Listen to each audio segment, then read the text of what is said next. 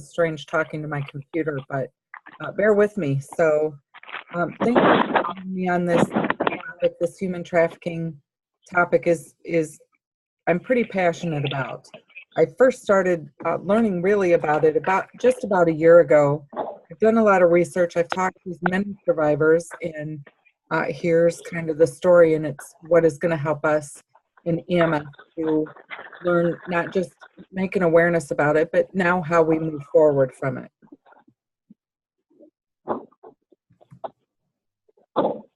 Sorry, I'm trying to advance my slide and it's not working, so bear with me.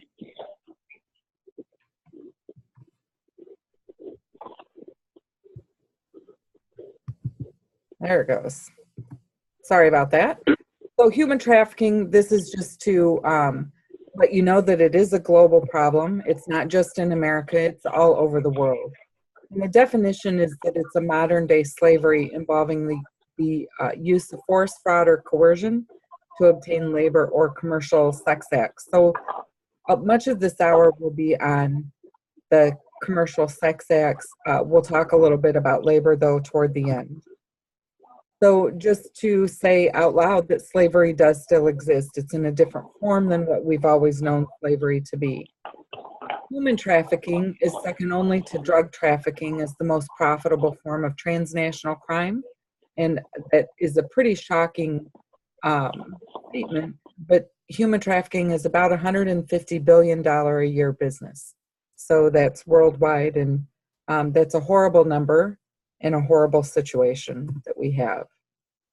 So a couple things to know is that they get their victims through force, fraud, or coercion. In fact, the state and federal laws have those three words in there. Oftentimes, force isn't even involved. It's done through fraud and coercion, but occasionally it is through force. So if any of those three things occur, then that is human trafficking. So these people are looking for susceptible young people, young boys, girls, young women, young men, to become victims in the human trafficking field. They look for vulnerable due to illegal immigration. That's a high concentration, limited English, economic hardships. You can think of a time in your life at some point where you may have been vulnerable to believe something that you really wanted to believe was true. And that's how many of these people feel in these situations. Lured with false promises of well-paying jobs, the modeling business, that kind of thing. During times of instability, such as political instability, natural disasters, which both of those areas we know a lot about currently, and then also sporting events. Sporting events are a high area of human trafficking. I'm getting a lot of feedback from someone. The Super Bowl, for instance, last year they had 72 people arrested for human trafficking in Houston during the Super Bowl. That sounds like a large number. It's really not, because the number of people being trafficked are much higher during that time. So a lot of the things that we get, a lot of the information we get is from the Department of Homeland Security through their Blue campaign, and their Blue campaign is very active in working with human trafficking. They want to end human trafficking, and they're working pretty hard to do that.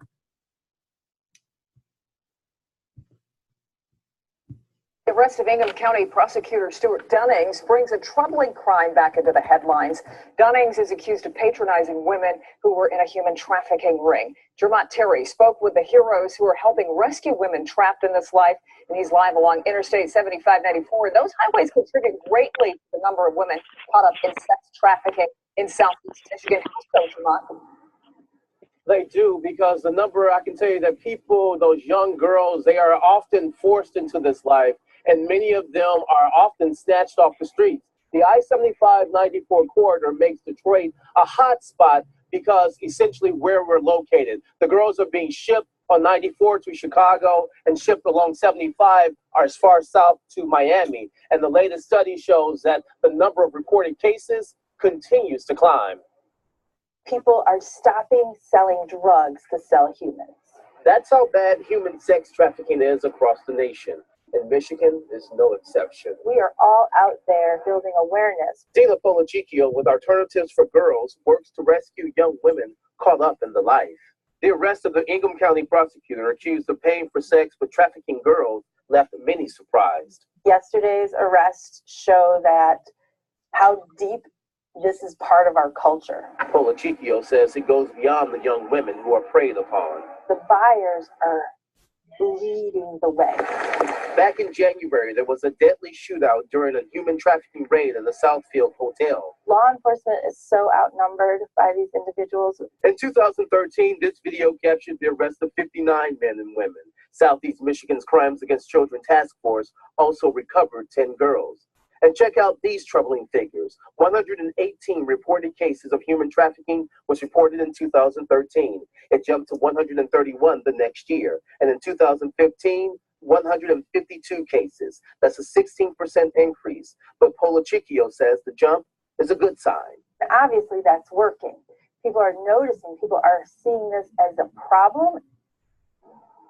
And awareness is key here. However, the Johns and the pimps are using technology like smartphones to stay ahead of cops to set up many of these meetings. Reporting live along I-75 and 94 in Detroit, Terrie, Local 4.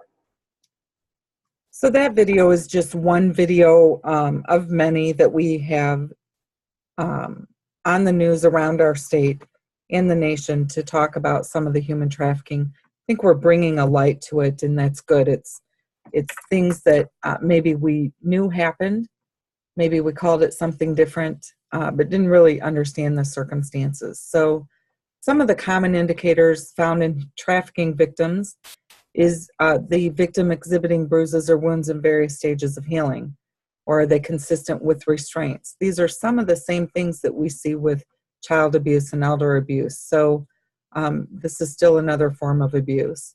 Do they exhibit scars, mutilations, untreated infections, urinary tract infections, frequent pelvic pain, pregnancy or rectal trauma, some chronic back pain, hearing, eyesight, cardiovascular, respiratory problems?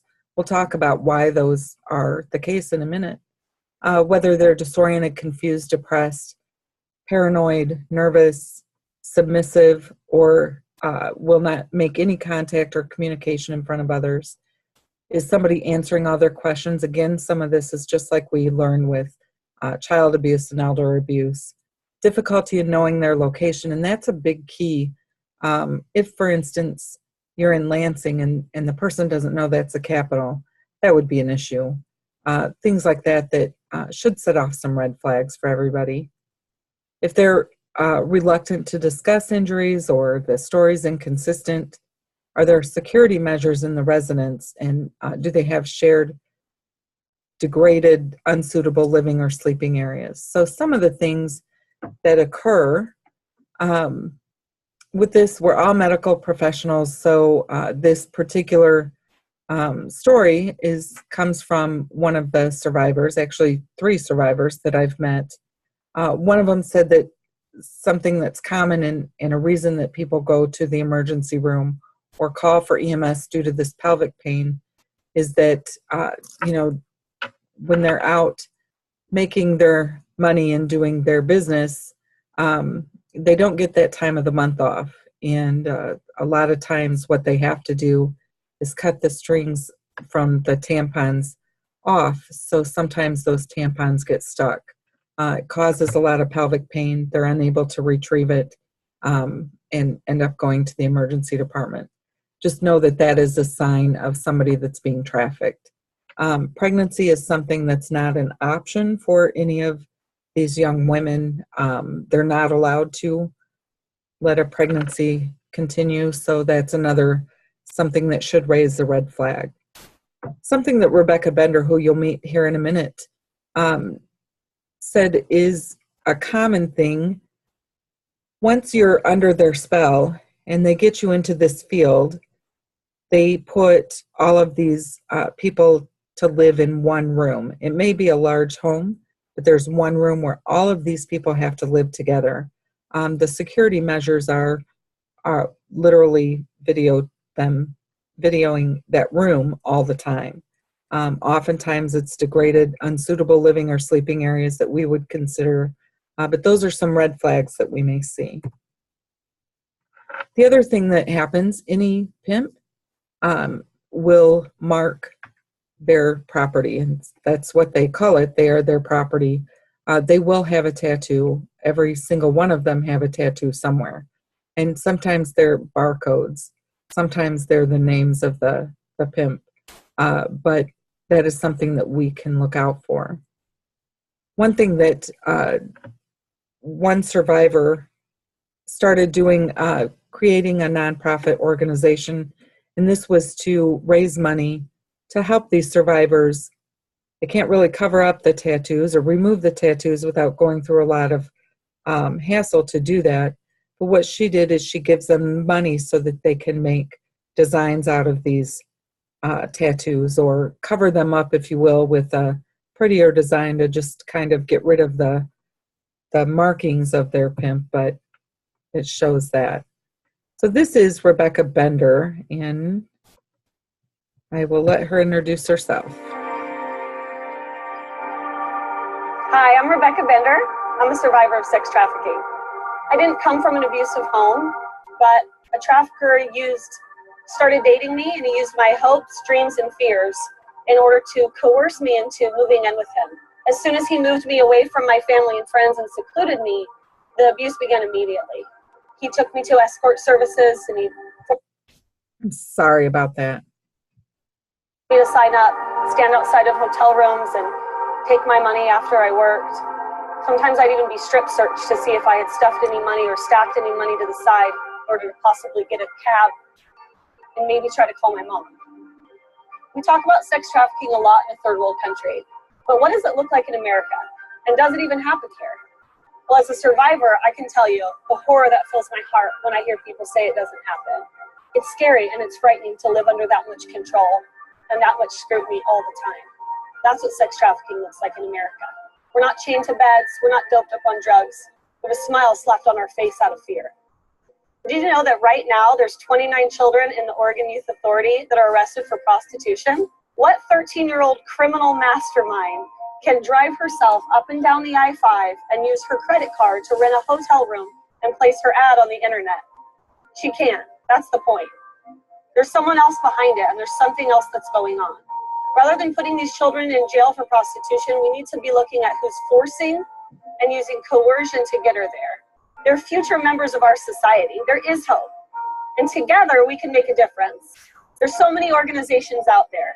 Twice Cleansed Soap, Forsaken Generation, even Roadmap to Redemption is a book that I just wrote about mentoring survivors. Anyone that wants to work with survivors of sex trafficking needs to read the gripping stories of how to bring hope. We need to raise awareness with our people and our friends, our peers, our colleagues, talk about the issue of human trafficking with those you know.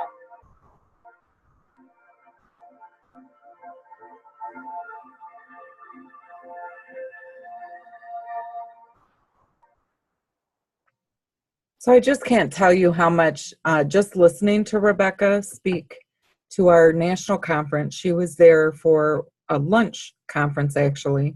While everyone was eating lunch, she was speaking about her situation, and it really shocked me. I've always had stereotypes. It's nothing I'm proud of. But in the field, even then I did. And after talking to her and then meeting some other survivors, it's just, it's something. Her story is, just as she said, she was 18 years old, a senior in high school, was going to go to college her freshman year the next fall when she got pregnant. Over the summer, she had her baby. They don't allow you, or maybe it was in the fall that she had her baby, because they don't allow you to live in the dorms while you're pregnant. So she moved in with her sister, who was attending college, and stayed with her sister near campus in an apartment when she met this guy. And this guy was just the knight in shining armor. For a 19-year-old or 18-year-old who has a baby, this guy took her out to dinner, treated her daughter like a princess, bought her nice things, bought them both nice things, took them everywhere, just did all kinds of things for them, treated them just like too good to be true. So about 6 months later, he tells her that they have to move to Las Vegas. Sorry,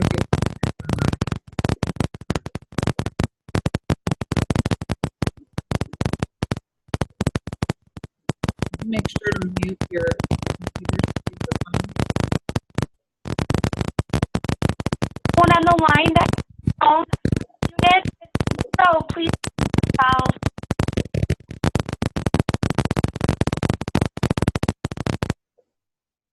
There, thank you. So anyway, to finish the story, she didn't really, he said he was a record producer, but he was never really gone on a regular basis, but would leave in the evenings, come home. She never really, of course at 19, she never really put two and two together, didn't really know what he did, but he always had money. They always had the nicest things, nicest clothes. He bought her things like Louis Vuitton bags, just things like that. Told her that they had to move to Las Vegas. And she didn't really want to move, but she would have done anything for this guy. And they moved to Las Vegas.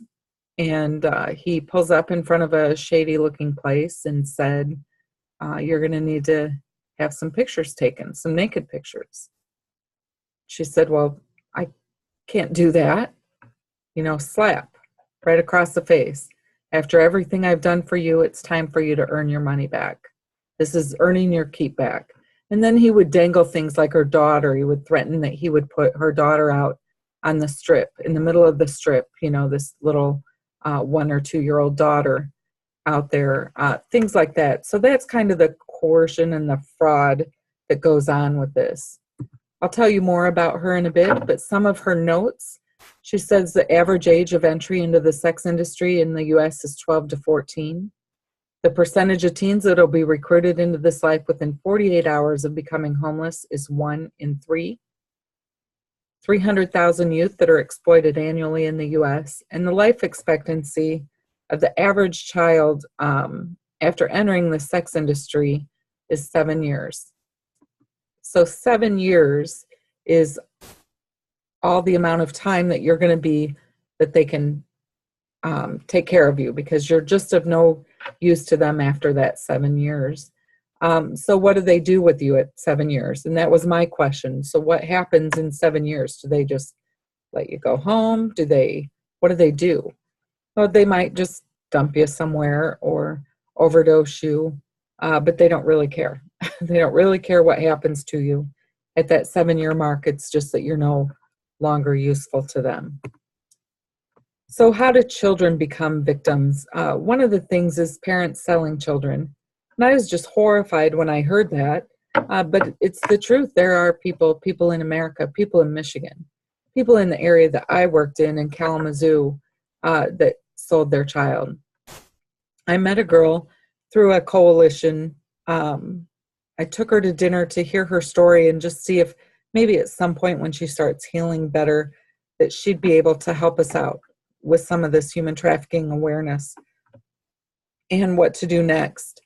Her story is that at the age of 4, she was raped by her father. The next day, she was given to her uncle, who also raped her, and then sold her every night from the age of 4 to 11. Well, not for money, but for drugs. So parents are selling children. She was able, obviously at 11, things were showing up at school. They put her into a foster care home or several foster care homes, and she was just a troubled youth, as you could imagine. I just can't imagine how you couldn't be troubled after that. She said that she was in the hospital frequently. She had police at her house. She had EMS there, firefighters there. She was very scared to meet me because she knew I was a paramedic, and she just didn't like me. She didn't like us. She didn't like fire. She didn't like police because nobody was ever nice to her. She never felt at any point in her life until just over a year ago, she never felt that anybody cared. She said, never once did anybody look in my eyes. I just never felt like anybody cared. So she just was more scared than angry at us. So I really took that to heart, and who knows if I was one of them that had picked her up at one point. I don't know. I would hope that that wasn't the case. But, you know, learning things over this past year about this stuff, it's amazing what these people go through, and that they won't tell because they just can't. And sometimes if they do, nobody's there to help them. So she's doing well now, thankfully. And we've met a few times, talked a few times, and she's still working on therapy and doing very well. So thankfully. Violence and force, kidnapping, seduction, and coercion. The one thing that they want to make sure to tell everybody that when you hear people say something about being a prostitute or being trafficked, that a lot of people hear or picture in their mind like that movie Taken, and that's what a lot of people say. Oh, you mean like that movie Taken, where they just take you and force you into this situation, handcuff you to the bed, and that really is not the case. It's really more the coercion and fraud, the false advertisements, modeling, acting, dancing opportunities, cruise ship jobs, those kind of things that are really false advertisements. Peer recruitment, internet enticement. You'll see some of this here in a minute. The internet is really a pretty scary place, and there's people that know how to use the internet better than we honest people know how to use the internet, and they're out there looking for your children, your brothers, your sisters, those kind of things to, you know, get their trust, start the coercion process. So we'll see some of that here shortly. Some of the environmental clues that we might see are the locations, the hotels or motels with doors to the outside. That way people don't pay attention to all the people coming and going if they're not going through a hallway or a lobby. That is very common to have that. The sexual attire, the condoms and lubricant, the lingerie, the hotel keys. You know, generally people shouldn't have 5 or 6 different hotel keys from different hotels. Multiple cell phones, high heels, high-end expensive items, the older boyfriend that answers all the questions, the multiple women or girls in one home or one room. So some of the statistics are that it's a 20.9 to 37 million people are trafficked worldwide. I know there's a big variance between 21 and 37 million. These are just the numbers they can go by the Polaris Project information. We'll talk more about that shortly. 55% of human trafficking victims are women and girls, which means 45 are boys and young men. And again, it's thought to be about a $150 billion a year business. So this picture that's on this slide, the reason that I wanted to show you this is to remind me to tell you this. If you Google human trafficking pictures, this is what you'll see. So one of the things that each one of these survivors have told me is it really isn't the hand over the face or the handcuffing or writing "help me" on it. They're coerced into this, and they don't really know how to get out, or even if getting out is an option, or if they can do anything. They really just don't even, that's not even the thought. Their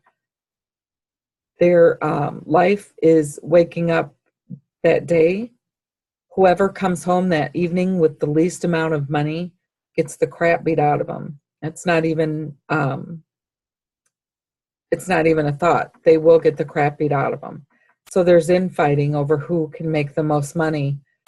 So it's just a constant, I guess you get used to your environment, and then you're going to do everything you can to not be the one who gets beat up that day. So that's just kind of how that works. So how are we doing here in Michigan?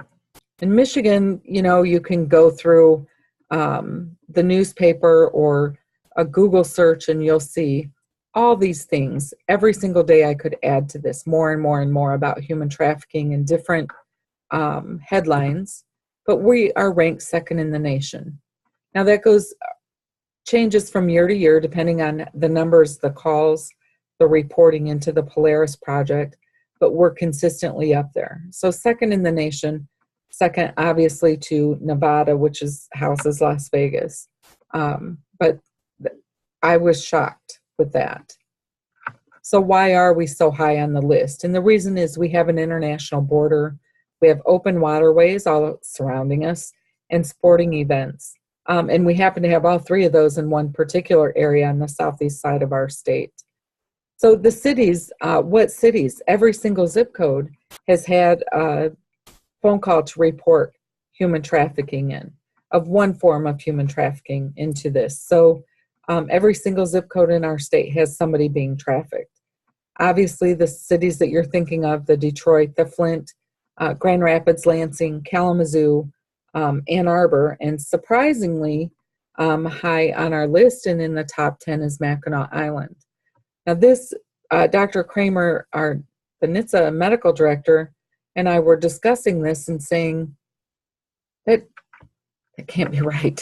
You know, how can Mackinac Island be in the top 10 for human trafficking? And then, you know, we started talking. They bring a lot of people up from other countries to work there. Maybe it's child labor. And then we met a survivor who was trafficked on Mackinac Island. She was trafficked all through Michigan, was brought here from Canada through Detroit, Flint, Ann Arbor, Lansing, Grand Rapids, Holland, which was a little surprising, and then Mackinac Island. So she said that it is very prevalent on Mackinac Island, and that just really surprised me. I would think it would surprise everybody. So like I said, it's the Polaris Project that keeps track of these numbers. And then one of the nice things about political times is that we seem to do a lot more with hot topics, and we're doing a lot right now with human trafficking, and that's awesome because we're starting to change our thoughts about what prostitution is. I would have never in a million years thought people were in that business that didn't want to be in that business.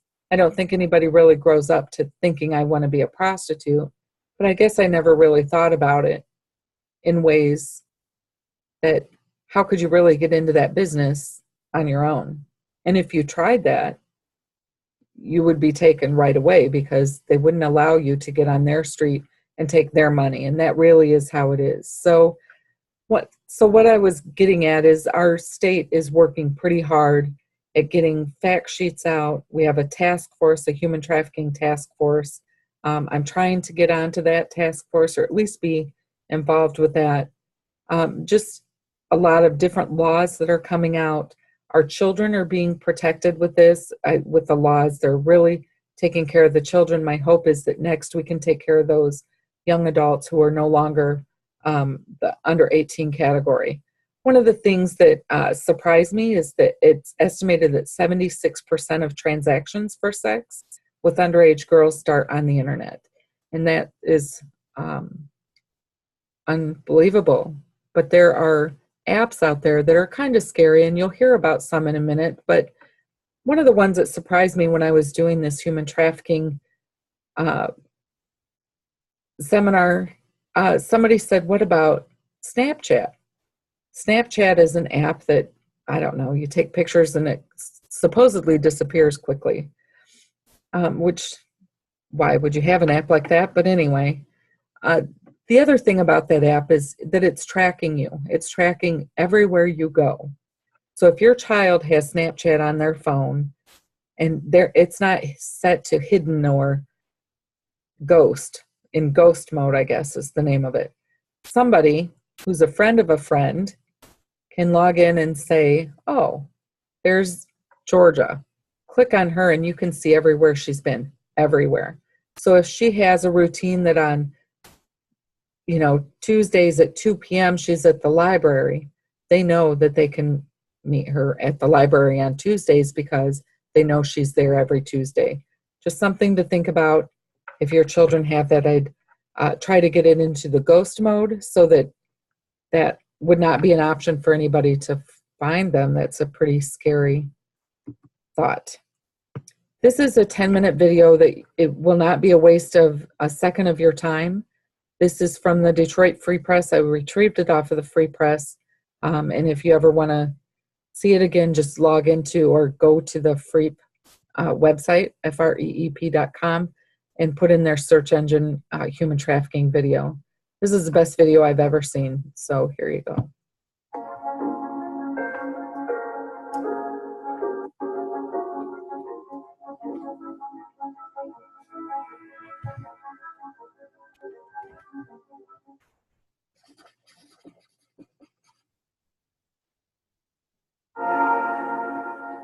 I was the youngest of 6 kids. My mom did not take care of me. I moved from Kentucky to Wayne, Michigan with my sister and my brother-in-law. He started trying to push himself on me. He came into my bedroom and he took my virginity. Then a month before my 14th birthday, he came to me and he said that he wanted to have a party in my honor. He took me up to this bedroom and there was one of those computers with the webcam pointed at the bed, and this other guy come in and he introduced him to me as my doctor. And I said, I don't understand why I need a doctor. And he was like, because I love you, I care about you, and I don't want you to be hurt. So that night, 6 different men came into that room. The doctor would come in between each man, and he would take my blood pressure and my vitals and make sure I could continue. The next morning I woke up and I couldn't even move. Every weekend, sometimes throughout the week, I had broken ribs, and I had cigarette burns, I had bite marks. I was almost 16 and a half, and he ended up walking me in the bedroom for the weekend. And I remember thinking, I can't do this anymore. His punishment was my moment of clarity. People want to associate human trafficking as this terrible, heinous thing that happens across the water, or, it happens in other places in the world. It's right in your backyard. It could be your child, your daughter, your son.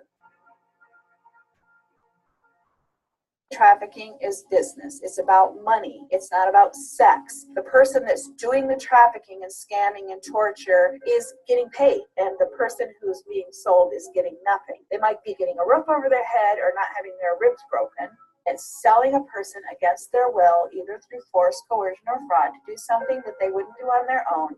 Trafficking doesn't mean they have to move across boundaries, doesn't mean they have to move across international lines.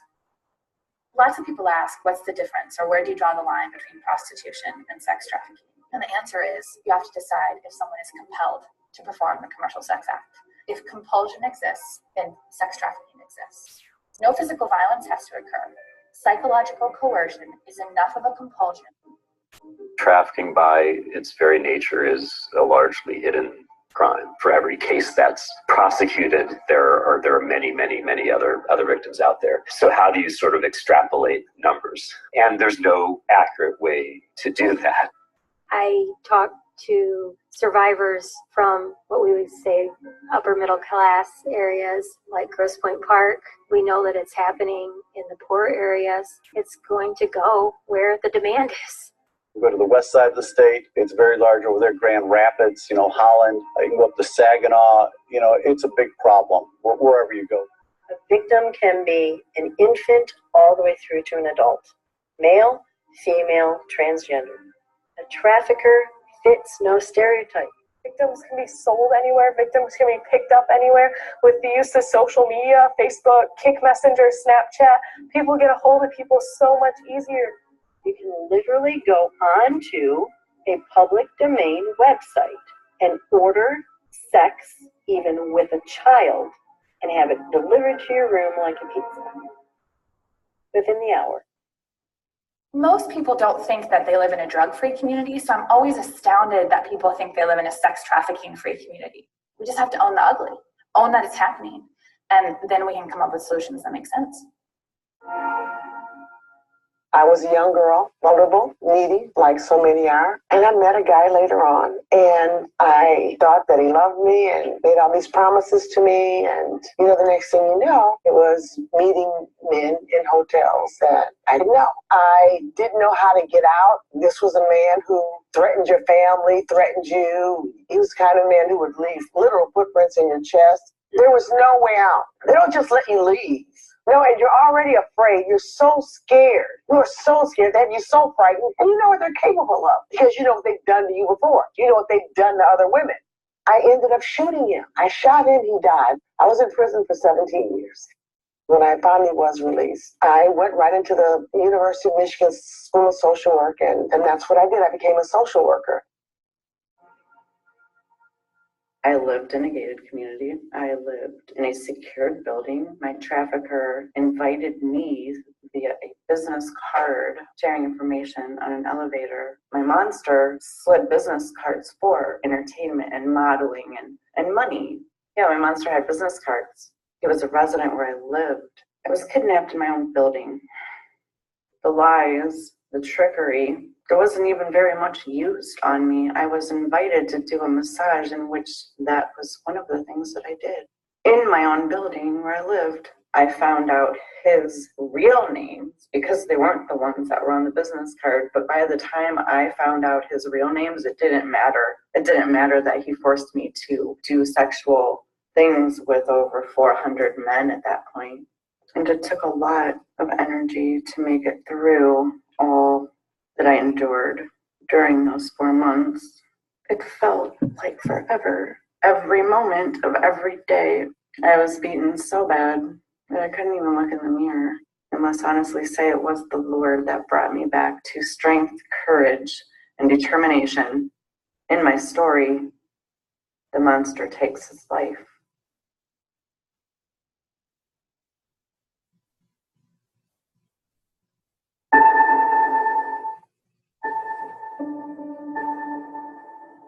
We have decades and decades and decades of treating every single person in the commercial sex industry, except the buyers, as criminals. And so law enforcement has adopted those attitudes of communities. It's a hard shift to say that people you've treated as criminals for decades might in fact be victims. And we think, oh, they chose this. No one says, I want to sleep with 20 men a day. Come on, there's something going on. More people come forward for help if they know that they're not going to be re-victimized. That would make a world of difference. One of the biggest problems right now when women get out, there's no place to put them. There are no beds. Maybe one over here, one over there. It's all disconnected out there. Survivors don't always know the next step, and their day is spent just grasping for services. Most of the shelters being built, not all, but most, are only targeting minors and girls. And that is one slice of the pie. The rest of the pie is being ignored in most cases. Think of the counseling that's needed for somebody who's raped dozens of times every day for years. What's really needed is trauma-informed responses to these individuals.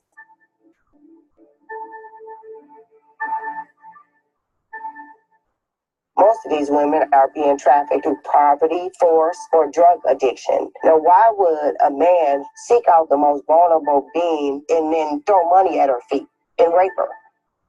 It's always been the bias that John isn't the bad one. If that girl wasn't on the street selling herself, then he wouldn't be out there buying it. And that's how a lot of people look at it instead of the other way around.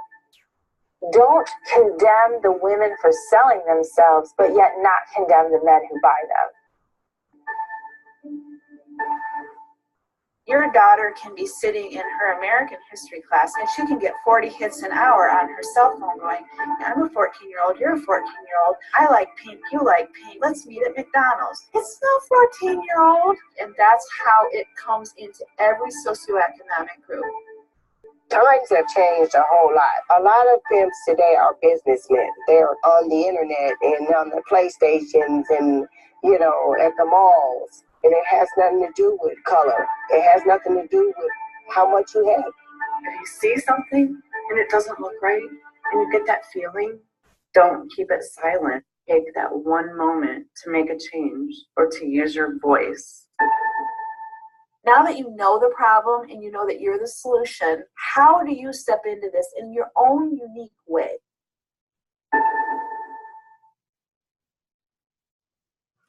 So I think that video is pretty profound, and it shows you what's happening in Michigan, and it's a bit alarming. Like I said earlier about the Snapchat, having somebody text you while you're in school, just looking for a common ground to meet your child is pretty scary.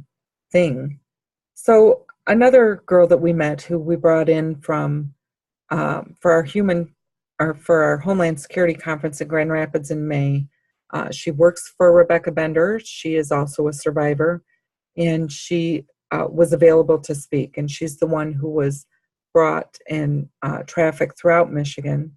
She was able to get back into Canada where she had come from, but was immediately put right back into human trafficking over there. So it's not something that is an easy life at all, and getting out of it is difficult as well. So I had asked Rebecca, how did she get out? I'm glad that she's able to tell her story. She's done so much work trying to help eradicate human trafficking and more importantly, get counseling for those who are survivors. And she was able to get out. She had been arrested 5 times in the 6 years she was involved in this, 4 times for prostitution. The 5th time was an IRS raid on their little compound in Vegas.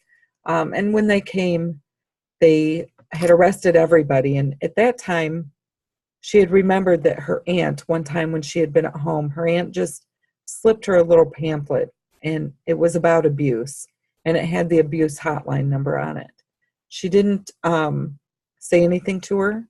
She just handed her this, and she said that she was able to keep this hidden from her pimp. She was able to keep it hidden and just never got rid of that. And when they were arrested, that was how she finally broke away. She's still paying the IRS back. She writes a check every month to pay the IRS back for money that she was never obviously able to keep. So that just tells you kind of what these people go through and that kind of thing. So like I said, if you look at the headlines, you'll see every single day I could keep adding to this. This could literally be an 8-hour session because there's so much information, and I think just a way to change our culture. And in fact, that's Rebecca's tagline, if you will, is culture changer, and that's what we need to do. So what is our role as EMS providers? Recognize the red flags. Is somebody else speaking for the patient? Are they unaware of their location or surroundings?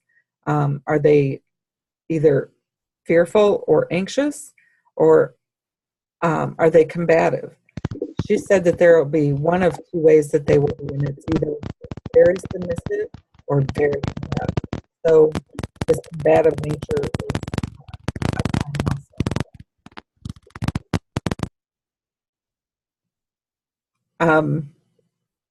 also showing signs of abuse with varying degrees of injuries, and the patient not willing to share information because they don't feel comfortable giving information. Looks like there's some feedback coming from Bonnie Cotter.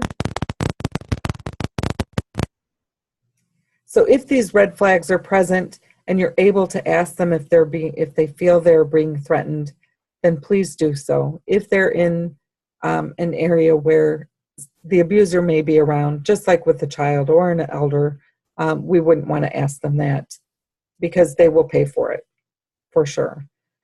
Please always try to transport them to the hospital, not to give the hospital more work, but this will get them hopefully some distance away from their pimp.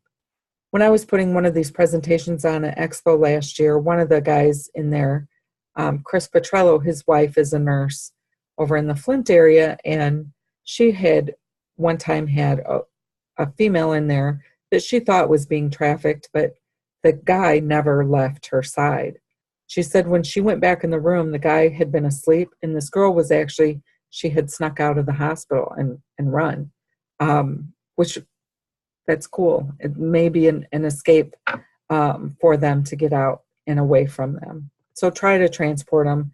Report to the ED staff, the police department, and then written reports. It is state law to report. You're a mandated reporter, not just for child abuse and elder abuse, but also for human trafficking. If you have a red flag for human trafficking, you are required to report that. And it would be on a 3200 form for anybody under 18. So there's a website. If you go to Michigan.gov and just put in human trafficking in the search bar, you'll be able to find all of the links to the laws there in Michigan.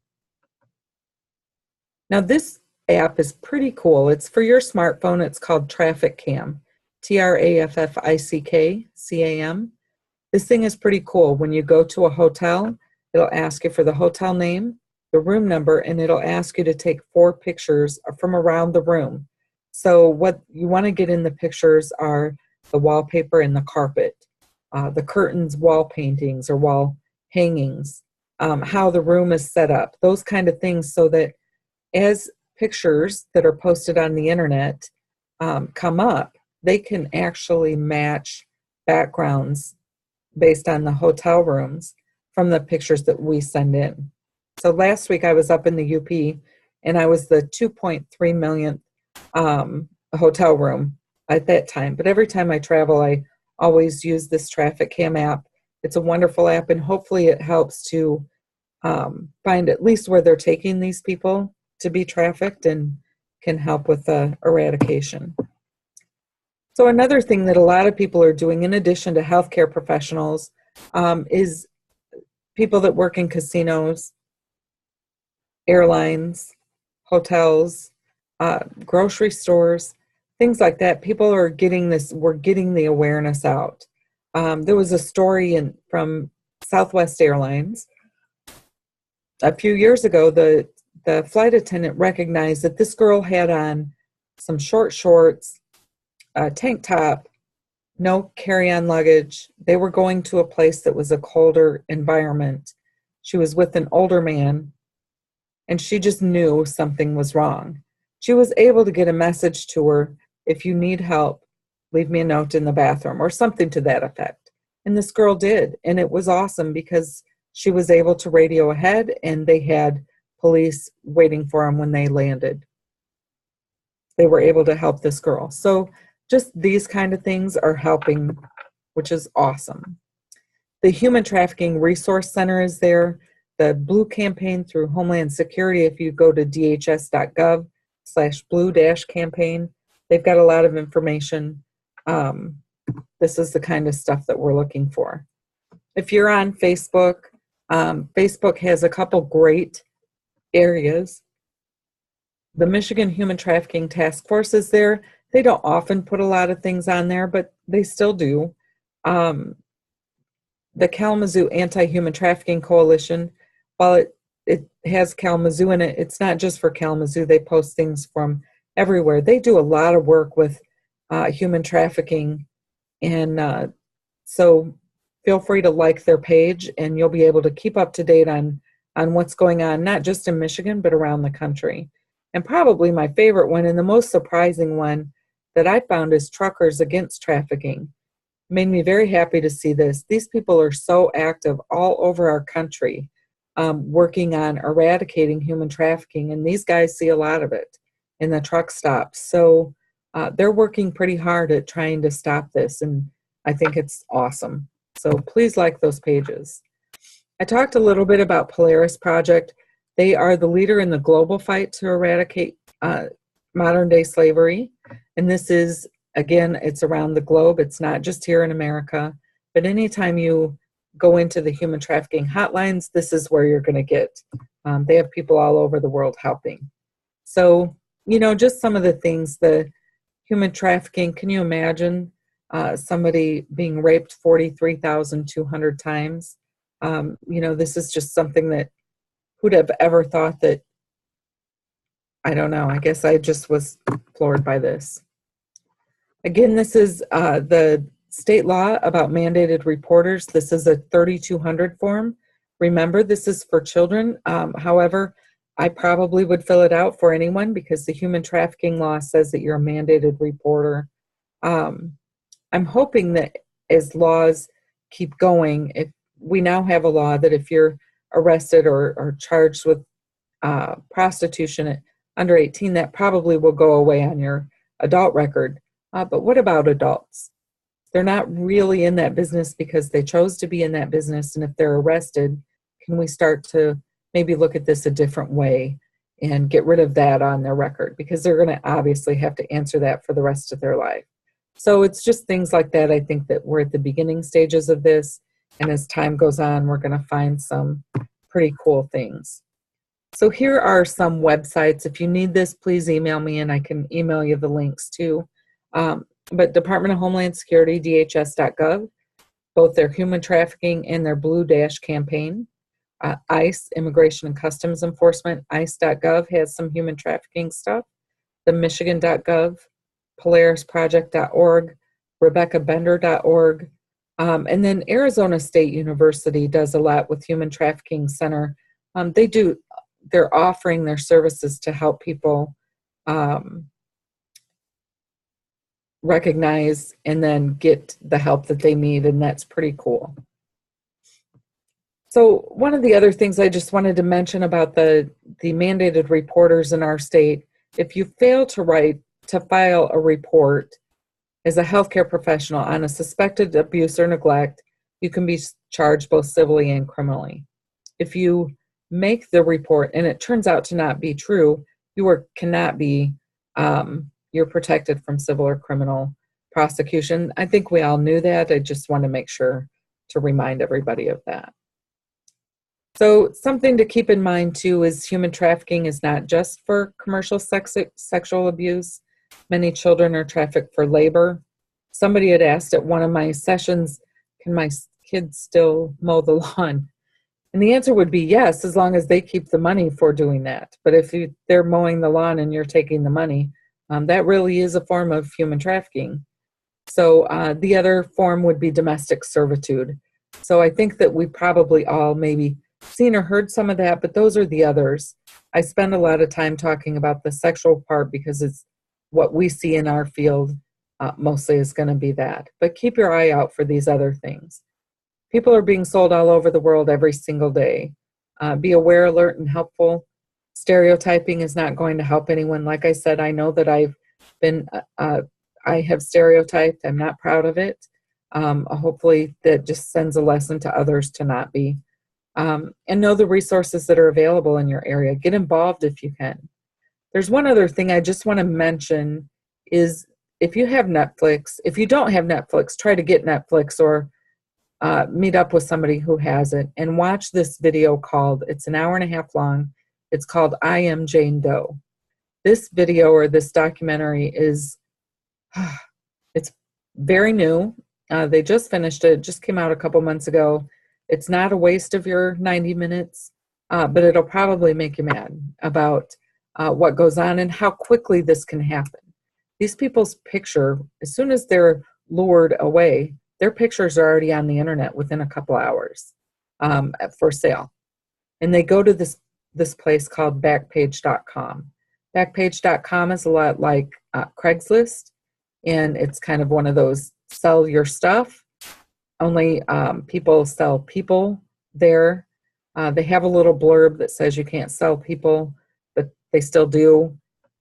People have tried to get Backpage shut down for years. They've tried to sue Backpage, and Backpage still keeps getting away with it. And there's some pretty high dollars coming from places that you wouldn't suspect, places like Google and Microsoft and Facebook that are giving Backpage.com or helping with their legal fees to fight the government from stopping their freedom of speech, if you will. They could never prove that they knew people were selling humans. Sounds like maybe there's something that came up within the last month that kind of shows the opposite to be true, and hopefully they'll be shut down, but that's the place that people go. And then now there's this thing called Bitcoin. I don't know if you've heard of Bitcoin, but now this stuff can happen without money exchanging through the girl or the young man or child. So it's just a dark, dark world. So to report suspected human trafficking, these are the numbers to get help from the Human Trafficking Resource Center. It's 888-373-7888, or they can text help or info to Be Free, 233-733. So I've printed some cards up and I'm going to start passing them out as I do these presentations. And please, if you need any information, let me know. So I'd be glad to come and talk to a bigger group if you ever need it. But that's my presentation. I hope you at least got something out of it. I'm pretty passionate about this. So if I can help in any way to help people to get this stopped, I would like that. Thank you, Terrie. Before I open the lines, I just wanted to let you know that I have heard Terrie speak on this topic quite a few times now. It's actually my second day in a row hearing this presentation, and it's just as disturbing to hear about as it was when I first heard Terrie speak on this actually last April, I believe, when it was the EMS summit here in East Lansing. I heard her speak for the first time about it. And it's just such a concerning topic, and it's not only in Michigan, it's everywhere. And actually, after yesterday's meeting that Terrie spoke at, I went home and watched the I Am Jane Doe documentary on Netflix, and it was quite the documentary to see. It was definitely worth the while, worth the time to watch, and I would recommend anybody to go watch that as well. This is just definitely a topic that's really disturbing and mind-boggling. So before I open up the lines, I just want to thank Terrie again. This was my first time having Terrie speak for MCRH, and I think you did a great job, Terrie. As you can see, Terrie's information is up on the screen, and I will have this PowerPoint recorded and up on the MCRH website by the end of the week this week. And just a reminder, you have 2 weeks or until October 4th to turn in your attendance form, evaluation, and quiz to me in order to receive your continuing education credit. And at this time, I'm going to go ahead and unmute the lines. If anybody has any questions, comments, or anything else you want to share on human trafficking, or any questions for Terrie, or anything for me, please go ahead and speak up, or you may use the chat box as well to be vocal. So I'm going to go ahead and unmute everyone, and you can ask questions.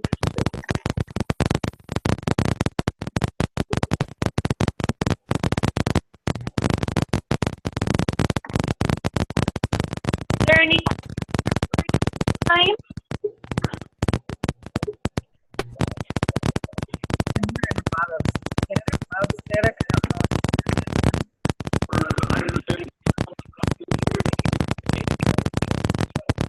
Hello?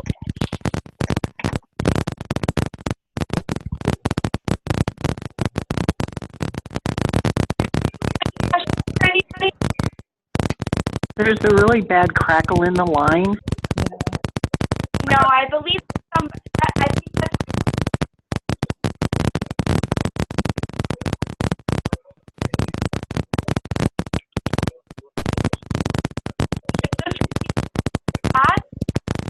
like there's quite a few people that happening so much. Bonnie. Thank you.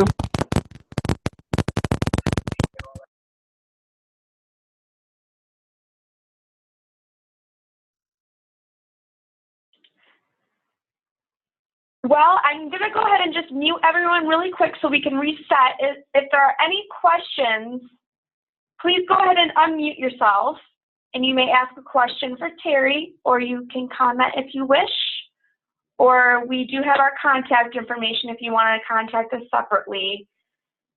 So go ahead and unmute your line if you have a question. Otherwise, we will adjourn for the night.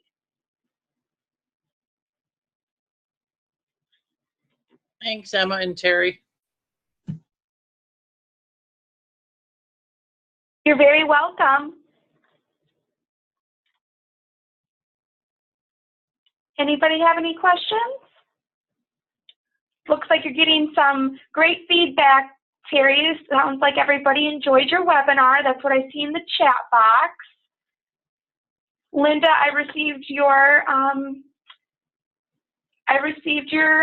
message. Thank you.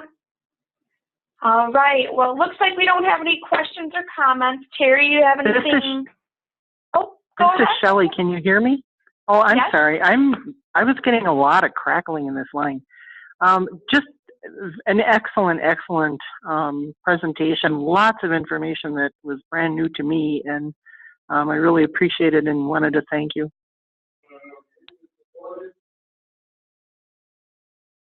You're very welcome. I heard her talk, Rebecca Bender. She just blew me away, and I've just been pretty crazy about it since then. I'm sure people around me are sick of hearing human trafficking, but I just won't stop talking about it. So. Other